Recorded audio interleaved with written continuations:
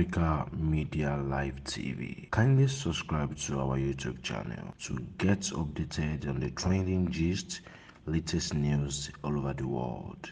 Like our page, subscribe, and share with friends. Thank you.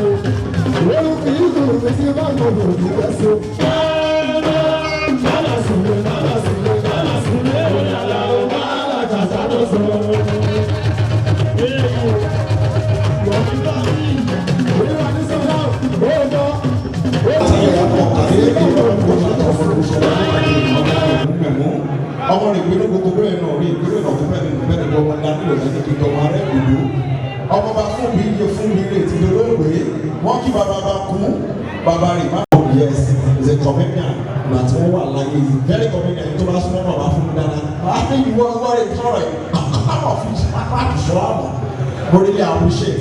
We're starting the program properly, and first and foremost, I would like to say a big thanks to my co-MC of today's occasion, the president of Fuji, all the way from UK. I'm not going to lie to you, it is what it is. Open UK, over 17 years. The Batino Pro in America. God bless you, my brother.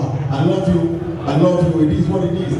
My brother, it's an email. You got any? They just see. À ń bẹ̀rẹ̀ ètò yẹn ní kíákíá láti máa fi gbogbo àkókò ìṣe recognition àwọn bàbá màmá bí mo ṣe kọ́kọ́ wọlé ọ̀dọ̀ ẹni tí mo kọ́kọ́ lálẹ́ rò sí tí Ọlọ́run dẹ̀ gbà fún mi tí wọ́n wò pé wẹ́ ọmọ mi ní I just have to forgive him because tàbá wò pé a máa ṣe lè mi ì ní dáríjì a máa ṣe tọ̀hún mi ò ní dáríjì kò yẹ kó rí bẹ́ẹ̀ láàrin gbogbo wa mo gbà ládùúrà fún gbogbo oníkọ̀ọ̀kan tó wà níbí báyìí lónìí lórúkọ Jésù àní fi ikú lókìkí lórúkọ Jésù.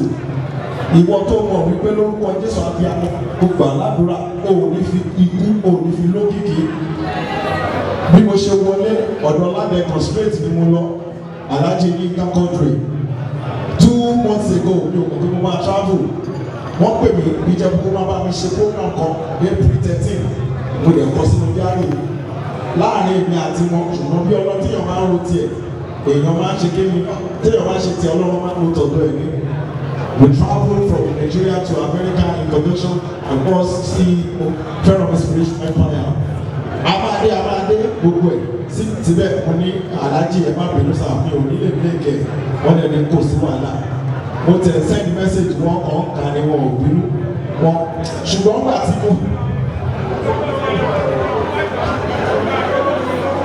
kò sí wàhálà mo wá sanwó sáà. Ogogo ọmọ kúlódò ó pọ̀sẹ̀ ìbílẹ̀ Táyọ̀ Hasan Tuwale àwọn ọ̀gá wọn ní ó ti parí pé kí n má wọlé gbogbo ẹ̀ làwọn ti ṣe kéde làwọn ti sẹ́tù kí n kò wá ṣe kéde ìṣàkọlẹ̀ owó kò sí wàhálà mo máa yanjú wọ́n fi àkókò kí màmá mi dáadáa tí wọ́n wà nínú ilé màmá Remo God bless you ẹ túbọ̀ dàgbà ẹ ní ṣubú ẹ wá dàgbà lọ ẹ ní dàgbà yà lágbára Ọlọ́run ẹ ṣe 105 ẹ ṣe 120 ẹ ṣe 125 ẹ ṣe 130 ẹ máa ṣe 140 ẹ dẹ̀ ṣe tí máa rìn dáadáa lágbára Ìdùmarè bó ṣe máa rí nìyẹn bó ṣe gba lẹ́sìn gbogbo àwọn actors and actresses wọ́n wà níbí báyìí mo fi àkókò kí ọ̀rẹ́ mi dáadáa ti yàtọ̀ wá all the way from Ijebu Remo ní Ìṣàrà